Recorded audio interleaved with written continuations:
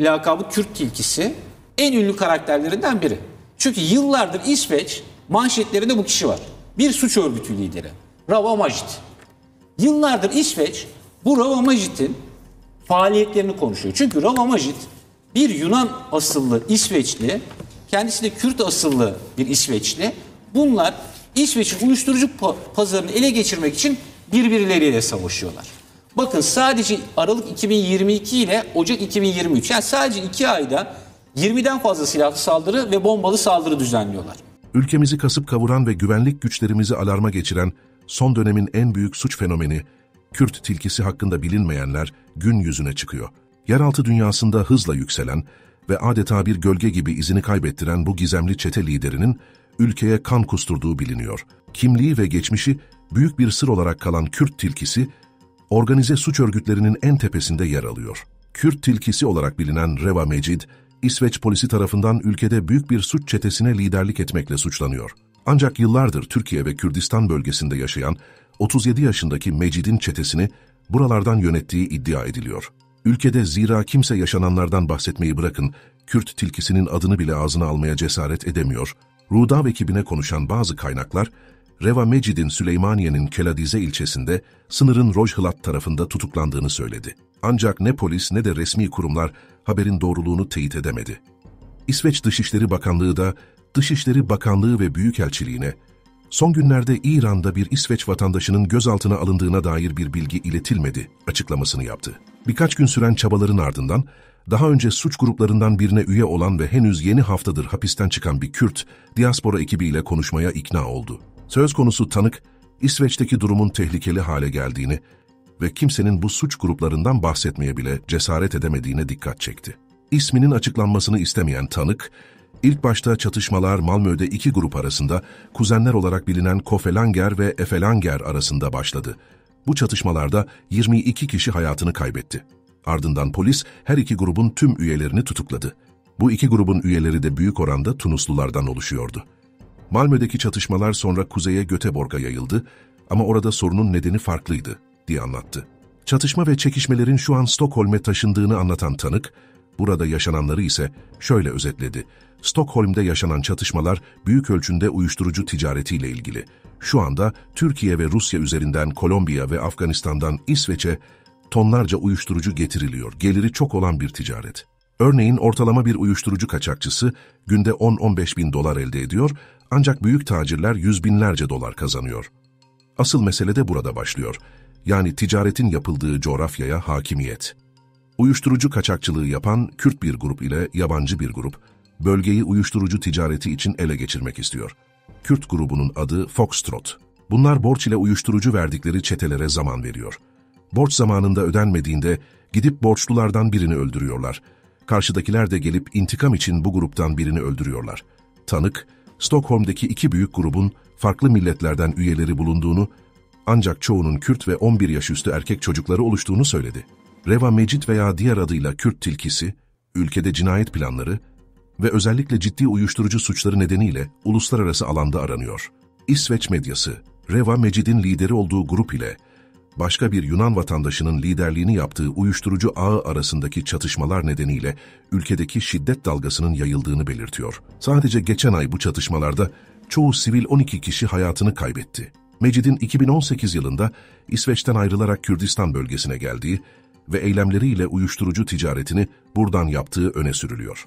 Ayrıca Türk medyasında daha önce çıkan haberlere göre Mecid Türkiye'ye geçerek Bodrum'da 250 bin avroya eşdeğer bir ev satın alarak vatandaşlık almıştı.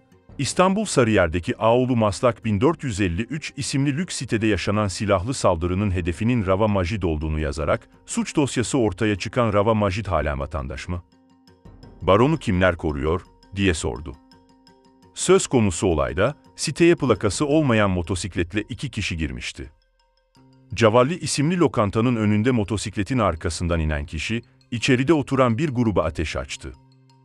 Lokantadakiler de silahla karşılık verince motosikletli saldırganlar kaçıp kayıplara karıştı. Lokantada oturan grup da hemen minibüslerine binip uzaklaştı. Azerbaycanlı bir müşteri ise kurşun isabet etmesi sonucu yaralandı. Ayazağa'da polis ekiplerince durdurulan minibüste 5 İsveç vatandaşı vardı. Minibüstekilerin verdiği ifadeler üzerine Başakşehir ve Sarıyer'deki adreslere baskın yapıldı ve yine İsveç vatandaşı Stella M.A.S. yakalandı. Aramalarda biri Glock, ruhsatsız 2 tabanca, 169 mermi, 2 bilye atar toplu tabanca, havalı tüfek ve mermileri, az miktarda uyuşturucunun bulunduğunu yazdı. Bu kişilerin İsveç'ten turist vizesiyle geldiği öğrenirken, ifadelerinde lokantada otururken saldırıya uğradıklarını ve saldırının nedenini bilmediklerini söylediler. Stella M.A.S. ülkesine deport edilirken Richard Ko M., Mevludin M., Salah S., Elvir M. ve Harris Leo tutuklandı. Kürt tilkisi Sundsvall piyasasını istiyor. İsveç Devlet Televizyonu CVT'nin haberine göre İsveç polisi, son günlerde başkent Stockholm, Uppsala ve Hasbi'de peş peşe meydana gelen silahlı ve bombalı saldırılardan Kürt tilkisini sorumlu tutuyor.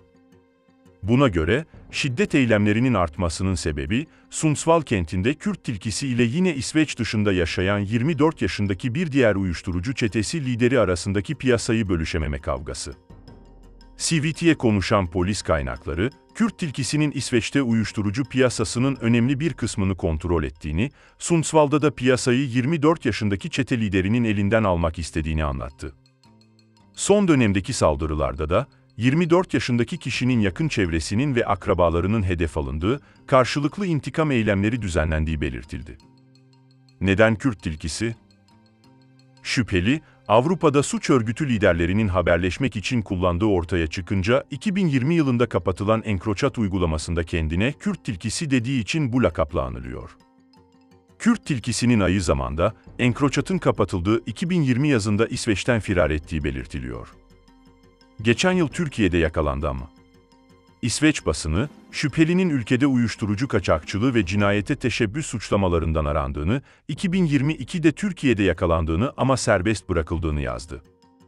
Epressen gazetesi, Nisan 2022'de Marmaris'te döviz ve Türk lirası dolu çantayı unutunca polise gitmek zorunda kalan ve hakkında kırmızı bülten bulunduğu anlaşılınca yakalanan kişinin Kürt tilkisi olduğunu yazmıştı. Haberde, Türkiye'de çekilmiş görüntüler de yayımlanmıştı. İsveç basını, şüphelinin ülkede uyuşturucu kaçakçılığı ve cinayete teşebbüs suçlamalarından arandığını, 2022'de Türkiye'de yakalandığını ama serbest bırakıldığını yazdı. Epressen gazetesi, Nisan 2022'de Marmaris'te döviz ve Türk lirası dolu çantayı unutunca polise gitmek zorunda kalan ve hakkında kırmızı bülten bulunduğu anlaşılınca yakalanan kişinin Kürt tilkisi olduğunu yazmıştı. Haberde, Türkiye'de çekilmiş görüntüler de yayımlanmıştı. Marmaris'teki villada sahte kimlik ve silah bulunmuştu. Bu tarihte, Marmaris'teki bir bankın üzerinde Türk lirası ve dövizle dolu bir çanta bulan belediye personeli Ali Eren'in durumu emniyet güçlerine bildirdiği açıklanmıştı. Polisler çantanın Irak uyruklu Miran Otman'a ait olduğunu belirleyerek kendisini polis karakoluna davet etmiş, şüpheli davranışları sebebiyle şahsı izlemeye almıştı. Yapılan incelemede, Otman'ın İsveç tarafından uyuşturucu ticareti suçu gerekçesiyle kırmızı bültenle arandığı belirlenmiş, Otman'ın ikamet ettiği villaya operasyon yapılmıştı. Adreste havalı tabanca ve 2 adet ruhsatsız silah, çok sayıda fişek ve şarjör ile Rava Mavud ismine düzenlenmiş olan kimlik bulunmuştu. Otman tutuklanmıştı. Ancak İsveç medyasına göre Otman serbest bırakıldı. İsveçli savcı, Türkiye iade etmedi, serbest bırakıldığını bildirmedi.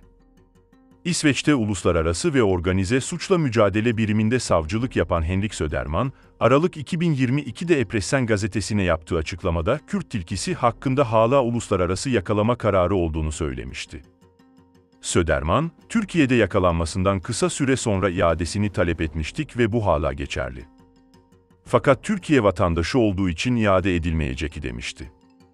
Söderman, Kürt tilkisinin serbest bırakılması konusunda Türk polisinin İsveçli yetkililere bilgi vermediğini de söylemişti. Şüpheli, İsveç'e iade edilmesi halinde 10 yıl hapis cezası alabilir. Yatırım yapıp vatandaşlık aldım demişti. SVT kanalı, söz konusu şüpheliye Filikten til Türkiye'ye, Türkiye'ye uçuş, isimli belgesel için görüşmüştü.